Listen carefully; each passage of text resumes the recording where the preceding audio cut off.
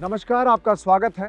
दोस्तों, वक्त बदल रहा है और खेती में भी बड़े बदलाव आ रहे हैं और ऐसा एक बदलाव है जिसका नाम है ऑर्गेनिक फार्मिंग। जैविक खेती इसे कहते हैं। तो जैविक खेती का बाजार भारत में लगातार बढ़ रहा है। 2018 में ये जो मार्केट है वो 200 मिलियन डॉलर थी, अमेरिकन डॉलर इसकी वैल्यू, और 2020 में ये बढ़कर हो गई 4 गुना, 849 मिलियन यूएसडी यानी कि अमेरिकन डॉलर। और इसको भारतीय करेंसी की बात करूं तो 67 अरब 88 करोड़ रुपए की ये पूरी मार्केट हो गई थी। लेकिन इससे बाद आगे क्या? आगे ये है कि 2026 तक ये मार्केट है वो 2601 यानी कि 2601 मिलियन यूएस डॉलर ये ऑर्गेनिक फार्मिंग की मार्केट है होने वाली है। फार्मिंग का मतलब ये है कि जो ऑर्गेनिक प्रोडक्ट भारत में पैदा हो रहे हैं उनकी वैल्यू इतनी हो जाएगी 4 साल बाद यानी कि 2026 तक। तो इससे आप समझ सकते हैं कि ऑर्गेनिक फार्मिंग कितनी ज़रूरी है और इसमें कितना स्कोप है। और जब से कोरोना का दौर आया है उसके बाद से लोग बहुत हेल्थ कॉन्शियस हो गए हैं और बहुत अच्छे प्रोडक्ट वो यूज़ करना चाहते हैं, अपने फूड हैबिट्स में उन्होंने शामिल किया है। तो ऑर्गेनिक प्रोडक्ट्स की डिमांड अब हर रोज़ भारत में बढ़ रही है और इसी के बीच आपके लिए छिपा है एक बिजनेस आइडिया। बिजनेस आइडिया ऐसा कि आप ऑर्गेनिक फार्मिंग करके अपने उत्पादों को बहुत बेहतर ढंग से मार्केट कर सकते हैं, उनको बहुत बेहतर ढंग से बेचकर अच्छा पैसा कमा सकते हैं। तो आज हमारे साथ लखनऊ उत्तर प्रदेश के एक किसान है, या यूं कहें कि वो पेशे से चार्टर्ड अकाउंटेंट है लेकिन खेती करते हैं ऑर्गेनिक। उनका मॉडल बहुत ज़बरदस्त है। आपको रूबरू करवाते हैं कि कैसे उन्होंने ऑर्गेनिक खेती की शुरुआत की और अब ऑर्गेनिक फार्मिंग में आगे क्या प्लान लेकर आने वाले हैं। और ये इनके लिए जो उनका प्रोफेशन है उसके अलावा एक अलग से अर्निंग का सोर्स बन गया है और आने वाले वक्त में ये अर्निंग उनकी बढ़ने वाली है। तो चलिए अब आपको रूबरू करवाता हूँ, लखनऊ के सीए हैं और ऑर्गेनिक खेती करते हैं राजीव जोशी जी। नमस्कार सर। नमस्कार नमस्कार। तो आपका फार्म बहुत अच्छा है। तो सर आप पहले तो अपने बारे में बताएं कि आप क्या करते हैं, कैसे ऑर्गेनिक फार्मिंग की तरफ आए आप? मैं पेशे से जी। चार्टर्ड अकाउंटेंट हूँ, अपनी जी। प्रैक्टिस करता हूँ। ये और जैविक उत्पादों के प्रति रुझान शुरू से ही मेरी पत्नी का था। वो ढूंढ ढूंढ के ऐसे प्रोडक्ट ढूंढती थी जिसमें जी। केमिकल्स ना हो। फिर जब हमको ये फार्म खरीदने का मौका मिला तो हम लोगों ने आपस में एक दूसरे से यही वादा किया कि इसमें हम कोई भी केमिकल नहीं यूज़ करेंगे, हम पूरी तरह जैविक खेती करेंगे। उसमें उसका अध्ययन किया और उसकी ओर हम लोगों ने आगे प्रयास किया और हमारा नतीजा हमने अपना ऑर्गेनिक सर्टिफिकेशन हुआ। ये UP SOCA, UP state organic certification agency है जो कि स्विट्ज़रलैंड के जो मानक हैं उसी के ऊपर सब सर्टिफिकेशन करती है। उसमें हमारा सर्टिफिकेशन है, FSSAI में रजिस्ट्रेशन है, हमारे टेस्ट होते रहते हैं और उन टेस्ट में हम लोग की मेहनत और ईमानदारी का नतीजा है कि हमेशा से हम लोग खरे उतरते हैं, जिसके चलते हुए हम लोग का फार्म एक मॉडल फार्म कंसिडर किया जाता है इनके यहाँ यूपी सोका में, क्योंकि यहाँ कभी भी वो किसी समय भी आके चेक कर लेते हैं और हमेशा से हम लोग ने मानकों को पूरी तरह से पूरा किया है। जी। तो आपने जो सर्टिफिकेशन की बात आती है, भारत में लोग ऑर्गेनिक फार्मिंग करना चाहते हैं लेकिन वो नेचुरल ऑर्गेनिक में बेसिक फ़र्क जो है वो नहीं समझ पाते, क्योंकि भारत के बहुत सारे छोटे किसान हैं। यूँ कहिए कि 85% छोटे किसान हैं, लघु, उनके पास इतना पैसा भी नहीं होता, उनके पास रिसोर्सेज भी नहीं है। तो वो कैसे जो ऑर्गेनिक सर्टिफिकेशन है वो कैसे ले, किससे पहले कांटेक्ट करें? ऑर्गेनिक फार्मिंग में देखिए उसका मुद्दा उठा, सबसे पहले जो इसका जड़ है जी। वो है पेड़ की जड़। वो कहाँ पर है? जी। क्योंकि हमारा कोई भी फसल हम लेते हैं वो अपने जितने भी संसाधन हैं, रिसोर्स हैं, खाने की चीज़ें, वो ज़मीन से लेता है। तो अगर हम ऑर्गेनिक खेती कर रहे हैं तो हमारी ज़मीन ऑर्गेनिक होनी सबसे ज़रूरी है। तो सबसे पहले सॉइल ट्रीटमेंट शुरू होती है। उसके लिए हमको हर स्टेट्स में इनकी सर्टिफाइंग एजेंसीज़ हैं गवर्नमेंट की, ऑर्गेनिक की, कुछ प्राइवेट्स भी हैं जो अपने विदेशी मानकों को का अनुसरण करती हैं, उनके उस पर करती हैं। वो आके हमें जब हम ज़मीन को सुधारने की बात करेंगे, ज़मीन स्वस्थ होगी तो अपने आप पेड़ों को पोषक स्वस्थ मिलेगा और उनसे जो भी प्रोड्यूस होगी, उत्पाद होंगे, उसमें वो सारी पौष्टिकता होंगी और उसमें वो केमिकल्स जो जहर है वो नहीं होगा। इसके प्रति रुझान और इसके प्रति जो आज आपने जैसे अभी कहा कि एक बहुत बदलाव आ रहा है, लोगों का रुझान हो रहा है इसमें ऑर्गेनिक के प्रति, वो सिर्फ इसी वजह से कि आज इंसान ने अपने किए का जब उसने नतीजा देखा, जैसे कि पंजाब में आपको मालूम होगा, भली भांति आपको, कैंसर एक्सप्रेस नाम की एक ट्रेन चलती है जी। कि उसमें सब कैंसर की ट्रीटमेंट कराने जाते हैं, जबकि पंजाब हमारे पूरे भारतवर्ष का सबसे ज़्यादा एग्रीकल्चर का प्रोडक्शन करने वाला स्टेट था जी। तो ऐसा क्यों हुआ?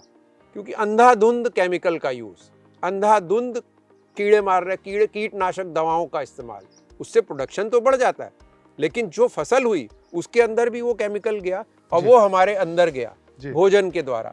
तो भोजन के साथ साथ हम विष का भी सेवन कर रहे हैं जाने अनजाने में। तो इसलिए आपने ये मुहिम स्टार्ट की है, ऑर्गेनिक वाला आपने जो खुद के लिए स्टार्ट किया जी। तो आपका सर्टिफिकेशन यूपी गवर्नमेंट का जो एजेंसी है उसके साथ हुआ जी। इसके बाद आपने जब ऑर्गेनिक फार्मिंग शुरू की तो आपने जो खेत खरीदा है ये जी, तो इसमें सबसे पहले किस तरह से प्रक्रिया शुरू की कि ये पूरा जो लैंड है ये ऑर्गेनिक वे में या नेचुरल वे में तैयार हो जाए? सबसे पहले हमने इसके चारों तरफ इसकी बाउंड्री के 2-3 फुट का एक पेरीमीटर बनाया जाता है जिसको एक बफर जोन बोलते हैं जी। क्योंकि हमारा खेत ऑर्गेनिक की हम कोशिश कर रहे हैं, जरूरी नहीं है कि हमारे बगल वाले खेत भी ऑर्गेनिक को वो फॉलो करते हो जी। तो ये एक उसमें प्रक्रिया होती है कि आपको एक बफर जोन क्रिएट करते हैं कि आपको उनकी जमीन से भी आपके अंदर परकोलेट होके कोई केमिकल ना आए जी। फिर हम अपने यहाँ केमिकल बैन करने के बाद हम जो खाद यहाँ पर यूज करते हैं वो है गौमूत्र और गोबर से बनी हुई गाय के, देसी गाय हमारे यहाँ से, हमारे शास्त्रों में भी कहा गया उसके दूध से लेके उसके मूत्र और गोबर तक में उसमें एक गुण होते हैं जो कि हमारी सॉइल जो होती है जिसको कहें मृदा के लिए बहुत अच्छे होते हैं।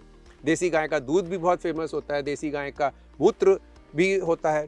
तो ये गोमूत्र और गोबर, देसी गाय, हमारे फार्म पे देसी गाय हैं, 8-10 गायें हैं, उनका हम लोग इस्तेमाल दूध के लिए नहीं करते, बिल्कुल दूध के लिए नहीं करते। जो यहाँ पर तो ये प्रथा होती है कि अपने यहाँ से कोई बछड़ा आया, बैल आया, गाय आई, दूध देना बंद हुआ तो उसको बाहर छोड़ दो जी। हम ऐसा नहीं, हमारे अगर कोई छूटी हुई भैंस है उसको भी अपने यहाँ गाय ले आते हैं, यहाँ रखते हैं, उसको भोजन देते हैं, चारा देते हैं और उससे सिर्फ एक ही चीज की दरखास्त करते हैं कि भाई हमें अपना गौमूत्र और गोबर दे दो, जिसको हम लोग कलेक्ट करते हैं और उससे हम खाद बनाते हैं 2 तरीके की। एक हम जीवामृत जिसको लिक्विड खाद कहते हैं, उसमें गोबर लेते हैं, फ्रेश गोबर, गौमूत्र इकट्ठा होता है हमारे यहाँ वो लेते हैं, उसमें गुड़ डलता है, उसमें उसकी ये पीपल के जड़ की मिट्टी थोड़ी सी डलती है, उसमें माइक्रो ऑर्गेनिज्म के लिए ताकि वो होते हैं, उसमें थोड़ा सा चोकर डलता है, फिर इसकी एक वृद्धि होती है, वो हम लोग बनाते हैं, वो 7 दिन में तैयार हो जाता है जी। उस पद्धति से फिर हम लोग उसका छिड़काव करते हैं इसमें सब। और दूसरा हम कंपोस्टिंग करते हैं, हमारे यहाँ से ही नेचुरल पत्ते गिरते हैं, पत्तों को हम गोबर के उसमें लेयर करके, पत्ता गोबर लेयर करके करते हैं, उस पे ऊपर भी हम ये लिक्विड अपना जो तरल वाली खाद है उसका स्प्रे करते हैं। ये सड़ने के बाद हमारे यहाँ यही इस्तेमाल होती है पूरे खेतों में, जब जुताई होती है तो यही डाला जाता है। फिर अब हम ये तो खाद की बात होगी, अब आप कहेंगे कि यूरिया डाला नहीं, वो डाला नहीं, तो आपकी उत्पादकता का क्या होता है जी? ये एक मिथ्या है कि उत्पादकता हमारी कम हो जाती है जी। मेरा अपना पर्सनल अनुभव है कि ऐसा कोई बहुत बड़ा फर्क नहीं आता कि अगर हम यूरिया या और वो दवाएं, रासायनिक दवाएं ना डालें तो हमारी उत्पादकता में बहुत फर्क नहीं आता जी। कैसे नहीं आता जी? जितना आप पैसा लगाते हैं उन उत्पादों में हम उसका कोई हिसाब ही नहीं रखते जी। भाई यूरिया आप डालेंगे उसमें पैसा लगाएंगे जी, कोई भी खाद डालेंगे खरीद के डालेंगे जी, उससे आपका कितना प्रोडक्शन बढ़ा जी। अगर जब हम उसकी तुलना इस मनी के उस पे करते हैं, पैसे को देखते हैं, तो बहुत ज्यादा फर्क नहीं आता है जी। विशेष तौर पे ये ध्यान में रखते हुए कि दवाई डाल के हमने जो अनाज उत्पादन किया उसमें दवा है जो आपके साथ विष का काम कर रही है, और जो बिना दवाई के हमने किया भले ही थोड़ा सा कम किया लेकिन उसमें विष तो नहीं है, वो खाना भोजन अमृत है जी। तो अब ये हमें अपने अंदर ये छांटना है कि हमें जहर पीना है या अमृत जी। ये बात हुई, आपने बताया कि जिस तरह से आप जीवामृत बना सकते हैं, गौ जो चीज़ें हैं वो बना सकते हैं। तो मैं हमारे जो दर्शक हैं उनको बताना चाहता हूँ कि अगर आप ऑर्गेनिक फार्मिंग की पूरी डिटेल में स्टडी करना चाहते हैं, उनको सीखना चाहते हैं, तो फ्रीडम ऐप पर एक पूरा कोर्स है जिसमें आप किस तरह से सर्टिफिकेट ले सकते हैं, इसके पूरी डिटेलिंग है, इसके पूरी जो कागजी प्रक्रिया क्या है, कितना वक्त लगता है, 3 साल का जो वक्त लगता है, वो पूरी चीज़ें उसमें मिलेगी आपको। और जीवामृत बनाने के साथ साथ आप कैसे गो कृपा अमृत बना सकते हैं, वर्मी कंपोस्ट बना सकते हैं, और हाईटेक जो आजकल प्रोडक्ट बनने लगे हैं गौमूत्र से और गाय के गोबर से, वो आप बनाना सीख सकते हैं। फ्रीडम ऐप पर आपको एक पूरा कोर्स है, उस पर जा सकते हैं। लेकिन आज हमारे साथ राजीव जोशी जी हैं, इनका बहुत एक्सपीरियंस है, आपका 10-12 साल का एक्सपीरियंस है जी। आप ऑर्गेनिक फार्मिंग कर रहे हैं, तो अभी आपका जो ऑर्गेनिक फार्मिंग में सबसे बड़ा किसानों के सामने इशू है जी, वो ये है कि उनको लगता है कि हम चीज़ उगाएंगे, प्रोडक्शन थोड़ा मान लीजिए 25% कम हुआ जी, लेकिन वो उनको प्राइस अच्छा नहीं मिलेगा तो उनको प्रॉफिट नहीं होगा, तो मार्केटिंग के लिए क्या करें वो लोग? हाँ, ये समस्या जरूर आती है जो लघु किसान है उसके लिए, क्योंकि वो जब वो अपना उत्पाद जी। मार्केट में बेचने जाता है और अगर वो सामान्य मार्केट में जाता जी। है तो वहां उसको कोई भी ये फर्क नहीं लगता कि उसका ऑर्गेनिक है या दूसरे का नॉन ऑर्गेनिक जी। है, उसका भी रेट वही लगाते हैं मंडी में आड़ती हाँ। जो वो दूसरे का लगाते जी। हैं, तो वहां वो हताश जरूर होता है। जी। इसके लिए हमको जरूर एक सरकार से हमारा ये प्रार्थना है कि ऐसा कोई एक फोरम बनना चाहिए, ऐसा सपोर्ट सिस्टम बनना चाहिए कि जहां पर हमारे ऑर्गेनिक उत्पाद जो हैं वो बिकें और जी। उनकी एक रीजनेबल कीमत उनको मिल जाए। जैसे ही हम ये चीज इनकरेज करेंगे, जी। हमारे यहाँ पर ये किसान भाई लोग इस चीज को अपना लेंगे। आज किसान इसीलिए पीछे भागता है क्योंकि उसको अपना परिवार का पालन करना पड़ता है। जी। अगर वो मेहनत मशक्कत करके ऑर्गेनिक विधि से कोई चीज उगाता है और जब मार्केट में जाके उसको बेचने जाता है और उसको कीमत वही मिलती है जो उसके बगल में किसी किसान ने दवा डाल के बेचा उगाया हो और ज्यादा उगाया उससे, तो वो फिर लौट के आके निराश हो जाता है जी। और फिर वो हिम्मत नहीं कर पाता है कि अगले साल भी वो इसको करे। तो यहाँ हमें गवर्नमेंट से ज़्यादा मैं ये आप सबको बताना चाहता हूँ, आपसे रिक्वेस्ट करना चाहता हूँ कि ये ऐसे फार्मर्स को सपोर्ट करना हमारा एक नैतिक जिम्मेदारी है। क्यों? जी। अगर हम उसका सपोर्ट नहीं आज करेंगे तो हम उसको कैसे कह सकते हैं कि भाई तुम हमें दवा ना खिलाओ। जी। अगर हमें दवा मुक्त केमिकल फ्री खाना खाना है तो हमें उसके लिए तैयार होना चाहिए कि थोड़ा हमें ज़्यादा कीमत देनी पड़ेगी।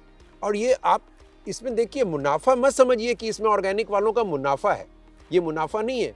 ये एक्स्ट्रा कीमत हम दो वजह से उसको देते हैं। जी। एक वजह ये कि हम खुद अपनी चॉइस, दैट इज वाई हमारे फार्म का नाम है ऑर्गेनिक बाय चॉइस। जी। हम अपनी चॉइस से जहर और केमिकल खाने को मना करते हैं। जी। हम अमृत खाना पसंद करते हैं। जब हम अमृत खाएंगे तो उसके लिए थोड़ा पैसा देना पड़ेगा। दूसरी बात आप उसकी एक मजबूरी समझिए। ये फसल है, उत्पाद है, पौध है, नेचुरल कैलामिटीज होती हैं। जी। कीड़ा आएगा ही आएगा। कीड़े नहीं हम कहीं से, हम एंटीसेप्ट वो जो दवाई कीटनाशक कितना इस्तेमाल करेंगे, हमें करना ही नहीं है क्योंकि हम ऑर्गेनिक हैं। जी। हमारे खेत में कीटनाशक के नाम पे नीम का पानी उबाल के छिड़का जाता है, हरी मिर्च की उसमें पीस के मिला के डाला जाता है सुंडियों के लिए। जी। इससे जितना कंट्रोल होता है। दूसरे नॉन ऑर्गेनिक खेती में वो फटाक जाते हैं बाजार से, एक केमिकल लेके आते हैं और स्प्रे करते हैं और तुरंत उनको उसका नतीजा दिखता है। जी। रिजल्ट मिलता है उसका, तुरंत मिलता है, उनकी फसल बच जाती है। ऑर्गेनिक किसान के पास जब उसके खेत में उसके किसी फसल पे पेड़ कीड़ा लगा तो उसके पास दो रास्ते होते हैं। एक रास्ता उसके पास ये है कि वो जाए और केमिकल लेके आए और छिड़क दे और अपने आप को बचा ले।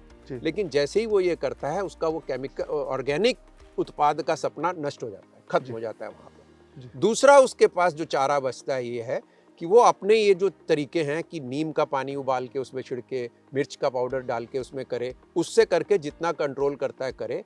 फिर भी किसी अगर पेड़ में कीड़ा रह जाता है तो उसको उखाड़ के बाहर फेंकने के अलावा उसके पास कोई चारा नहीं। जी। तो इस तरह से अगर उसका कुछ पार्ट फसल का बाहर फेंक देगा वो, तो उसका कंपनसेट करना हमारे इस समाज का दायित्व है। जी। मैं इसको एक समाज का दायित्व कहता हूँ कि ऑर्गेनिक फसल और उत्पाद को की पॉपुलैरिटी और एक्सेप्टेंस बढ़ाने का दायित्व इस समाज का है। जी। क्योंकि हम अपने स्वास्थ्य के लिए उससे ये उम्मीद करते हैं कि वो कुछ उगा के दे तो उसका भी घर चले, इसको हमें इंश्योर करना चाहिए। अभी सर हमने देखा कि जो ऑर्गेनिक फार्मिंग की बात आती है जहाँ तक, उसमें सबसे ज़्यादा जो महंगी सब्जी बिकती है जैसे ब्रोकली है या आपकी बॉक चोय है या चेरी टमाटर, ये तो लोग उगाते हैं ऑर्गेनिक, क्योंकि उसका भाव आपको 1 किलो 400 से 500 रुपये 300 रुपये मिल जाता है। लेकिन जो ट्रेडिशनल हमारी क्रॉप्स है जैसे कि चावल है, आपका गेहूं है, आपका मस्टर्ड है, ये किसान नहीं उगा पाते क्योंकि उस जो आप जैसा कि आपने बताया कि वो भाव मिलता नहीं है। जी। तो आपने अपने खेत में गेहूं उगाया है, जी। आपने हल्दी उगाई है और आपने सरसों उगाई है, तो ये ट्रेडिशनल खेती आप उगाते हैं, तो उसके बाद इसको कैसे आप मार्केट कर पाते हैं? क्यों अगर आप खुद के बारे में आप ना सोच के ये जो हमारे नए किसान हैं जी, वो कैसे इसे बेटर तरीके से प्राइस हासिल करें, मार्केट में कैसे लेकर जाएं? इसका जो हमारा व्यक्तिगत एक्सपीरियंस इसमें रहा, अनुभव रहा कि जब तक हम लोगों को और जैविक उत्पाद के लाभों का से उनको परिचित नहीं कराएंगे, उनको अवेयर नहीं कराएंगे, हमारे को इसमें सपोर्ट नहीं मिलेगा। और जैसे ही उनको इसका लाभ दिखने लगेगा, उनको ये एजुकेशन मिल जाएगी। मैं बार बार फिर इसीलिए कह रहा हूं कि ये उपभोक्ता पे निर्भर करेगा हमारे यहाँ पर अभी थोड़े दिन पहले की आपको मैं बताऊं कि एक आईएएस अधिकारी की महिला हैं जी। वो हमसे उन्होंने जब किसी के थ्रू आई उन्होंने हमसे लेना शुरू किया और उनके यहाँ अभी सरसों का तेल खत्म हो गया जी। तो उन्होंने हमसे पूछा खत्म हो गया, हमने कहा अभी तो हमारा नहीं, अब जब फसल कटेगी तब आएगा। जी। तो उन्होंने बोला हम तो कर ही नहीं सकते अब और कोई इसमें इस्तेमाल, अगर आपका अपना बचा हो तो दे दीजिए। जी। तो उनसे हमने पूछा कि क्या ऐसा क्या चीज़ है। जी। उन्होंने बोला कि मेरे घर में, मेरे एक परिवार के एक सदस्य, मैं नाम नहीं लेना चाहूँगा, जी।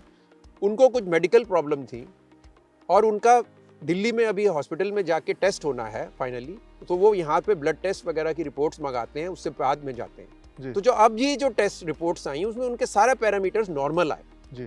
तो मेरी पत्नी ने उनसे पूछा तो क्या मैं इसका क्रेडिट ले सकती हूँ, जी। आप किसको देती हैं इसका क्रेडिट? जी। तो उन्होंने बोला मैं इसका क्रेडिट सिर्फ 2 चीज़ों को देती हूँ। जी।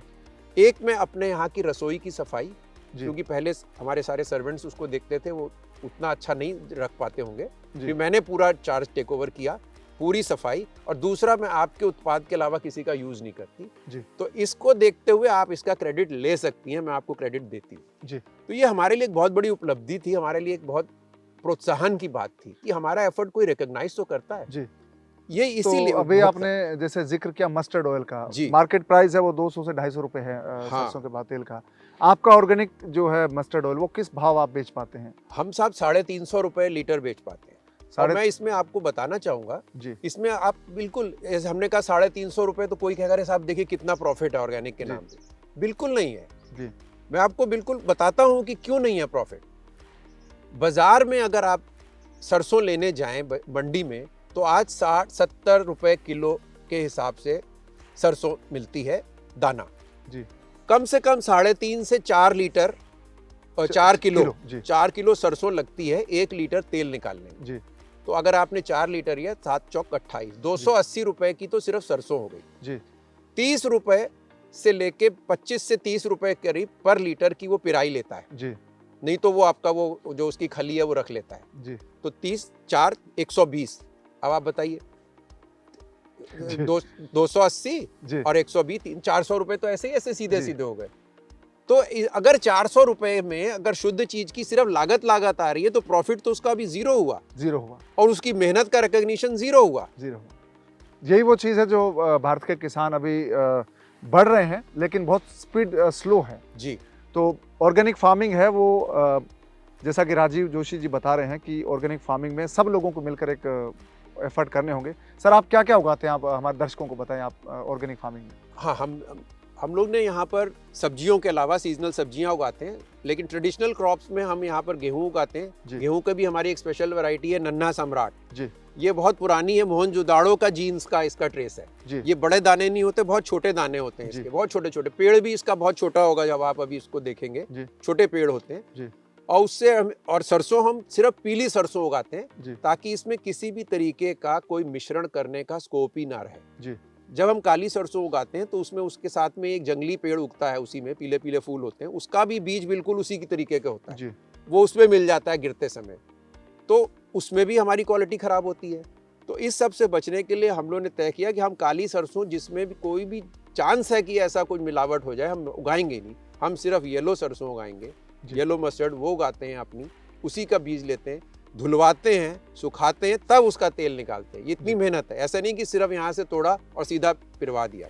और हल्दी की भी तो है सर आपकी? हल्दी, हाँ, हल्दी हमारी क्रॉप लगी हुई है जी। इस समय क्योंकि उनका वो पक गए तो अभी आपको सूखे हुए मिलेंगे जी। उनकी जड़ों के अंदर राइजोम सेट हो गए, जिसको बोलते हैं हम लोग अपनी भाषा में यहाँ पर कि हल्दी बैठ गई है जी। अब हल्दी जड़ों में बैठ गई है, अब इसको करीब 1 से 2 महीना हम लोग टाइम देते हैं। एक तो सर्दियों में इतना निकालते नहीं है जी। और वो मैच्योर होने के लिए, उसको पकने के लिए जी। और हम ये इसको फरवरी एंड तक, फरवरी और मार्च के अंदर में इसकी हम खुदाई शुरू करते हैं जी। और निकलेगी आपके सामने। थोड़ी सी हम खोद के दिखाएंगे, आपको तोड़ के दिखाएंगे कि हल्दी का रंग, असली हल्दी का रंग क्या होता है जी।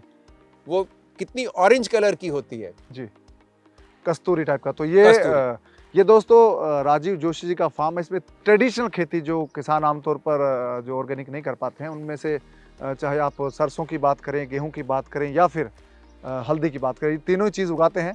तो इनका जो एक्सपीरियंस है बहुत अच्छा रहा। इनका जो खुद का खेत है, इन्होंने बहुत मेहनत से इसको ऑर्गेनिक बनाया है, ये इनकी खास बात रही। और इनके खेत में एक और ख़ास चीज़ है कि ये गायों को पालते हैं, 8-9 गायें हैं, लेकिन उनको दूध के लिए नहीं पाल रहे बल्कि गोबर और गोमूत्र के लिए पाल रहे हैं, वो मैं आपको बताऊंगा नेक्स्ट वीडियो में। हमारे साथ जुड़ेंगी अल्पना जोशी जी, वो बताएंगे कि किस तरह से ये गो पालन है और जो उनका पूरा एक मैन्योर है या जो फर्टिलाइजर और पेस्टिसाइड बनाते हैं ऑर्गेनिक तरीके से वो कैसे बनाते हैं। तो आप हमारे साथ जुड़े राजीव जी, आपका बहुत बहुत धन्यवाद। उम्मीद करता हूँ कि हमारे जो किसान साथी हैं उनको काफ़ी कुछ सीखने को मिला है कि आप बहुत आसानी से इसमें जा सकते हैं, बिल्कुल जा सकते हैं और मेहनत कर सकते हैं। तो दोस्तों आप भी ट्रेडिशनल जो फसलें हैं उनको ऑर्गेनिक तरीके से उगा सकते हैं, चाहे वो गेहूं हो, चावल हो या फिर सरसों हो या हल्दी, कोई भी फसल आप उसको उगा सकते हैं जैसा कि राजीव जोशी उगा रहे हैं। इसमें आप बहुत अच्छा प्रोडक्शन ले सकते हैं और थोड़ा बाजार भाव आपको ज़्यादा मिल सकता है। अगर आप अपने ग्राहक तलाशें तो बहुत आसानी से आपको इसमें फ़ायदा हो सकता है। तो ये ऑर्गेनिक फार्मिंग के बारे में बहुत अच्छी दिलचस्प चीज़ें हमने जानी इस वीडियो में। फ्रीडम यात्रा के दौरान ऐसी ही दिलचस्प जानकारी आपको मिलती रहेगी। और ऑर्गेनिक फार्मिंग सीखना चाहते हैं घर बैठे अपने मोबाइल फ़ोन से, तो आप फ्रीडम ऐप को डाउनलोड कर लीजिए, उस पर पूरा कोर्स है। और साथ ही इस चैनल को आप सब्सक्राइब कर लीजिए और दूसरे किसान साथियों के साथ शेयर कीजिए ये वीडियो, ताकि उनको भी ये जानकारी मिल सके। फ्रीडम यात्रा के दौरान ऐसी दिलचस्प जानकारी आपको मिलती रहे, ये चैनल सब्सक्राइब करिए। आपसे फिर मुलाकात होगी नए वीडियो में, जिसमें हम जानेंगे कि गौमूत्र और गोबर के लिए गायें रखने का पर्पज़ क्या है, क्या ये प्रॉफिटेबल है, ये नेक्स्ट वीडियो में जानेंगे हम। तब तक आप अपना ख्याल रखिए, दीजिए इजाज़त, नमस्कार।